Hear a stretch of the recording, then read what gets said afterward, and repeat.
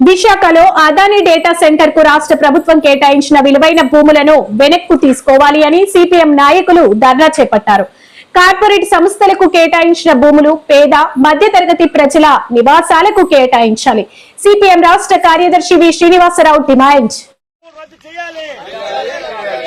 అదానికి కేటాయించిన భూములు రద్దు చేయాలి. అదానికి కేటాయించిన భూములు రద్దు చేయాలి. డేటా సెంటర్ కేటాయించిన భూములు రద్దు చేయాలి. పేదలందరికీ ఇల్లు ఇవ్వాలి. ఆనందపురం దగ్గర 500 ఎకరాలు వాళ్ళకి కేటాయించారు. మరి ఆ భూములన్నిటికీ రిజిస్ట్రేషన్ మినహాయింపు, వివిధ రూపాయల రాయితీలు అన్ని కూడా 22,000 కోట్ల రూపాయల విలువ కలిగిన రాయితీలు ప్రభుత్వం కేంద్ర రాష్ట్ర ప్రభుత్వాలు ప్రకటించాయి. మరి ఈ భూములు ఏం చేస్తారు?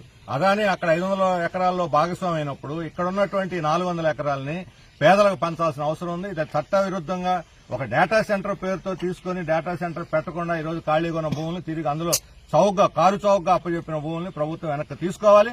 ఈ రోజు విశాఖపట్నంలో 1,20,000 మంది పేదలు ఇళ్ల స్థలాలు లేక దరఖాస్తులు పెట్టుకుని ఆఫీసుల చుట్టూ తిరుగుతున్నారు. పేదలు నివాసం ఇవ్వడానికి మాత్రం స్థలాలు లేవు.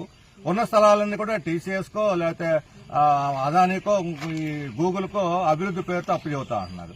గూగుల్ ఉపాధి 1,00,000 మందికి కల్పిస్తామని అబద్దం చెబుతున్నారు. గూగుల్ కంపెనీయే విశాఖలో జరిగేటువంటి ఈ డేటా సెంటర్లో మ్యాన్ పవర్ 200 మందితోటి ఓన్లీ మానిటరింగ్ చేయడానికే మ్యాన్ పవర్ సరిపోతారని వాళ్ళు చెబితే ఈయన 1,00,000 మందికి ఇస్తారని చెప్పిన అబద్దాలు చెప్పి జనాన్ని మోసం చేయాలని వీళ్లు చూస్తూ ఉన్నారు.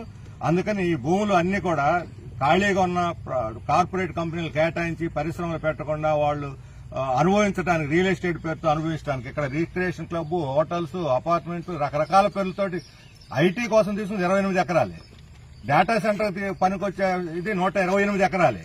అంటే మిగతాదంతా 400 ఎకరాలు ఏం చేస్తారు అంటే వాళ్ళు రియల్ ఎస్టేట్ కింద మార్చేసుకుని కోట్ల రూపాయల వ్యాపారం చేస్తారు. ఈ రకంగా ప్రజల సంపదని ప్రభుత్వం అక్రమంగా కేటాయించింది. ఇది రద్దు చేయాలి. రద్దు చేసి 1,20,000 మందికి ఎవరికైతే ప్రభుత్వం పట్టణాల్లో 2 సెంట్లు, గ్రామాల్లో 3 సెంట్లు పేదలకు ఇస్తామని ఈ కూటమి ప్రభుత్వం వాగ్దానం చేసింది. ఇంతవరకు ఎక్కడా పట్టాలు ఇవ్వలేదు. లోకేష్ బాబు సొంత నియోజకవర్గం మంగళగిరిలో సైతం నిన్న 1,000 మంది ప్రజలు పోయి ఆఫీసులు ముట్టడించారు. మాకు భూములు ఇళ్ల స్థలాలు ఇస్తారని.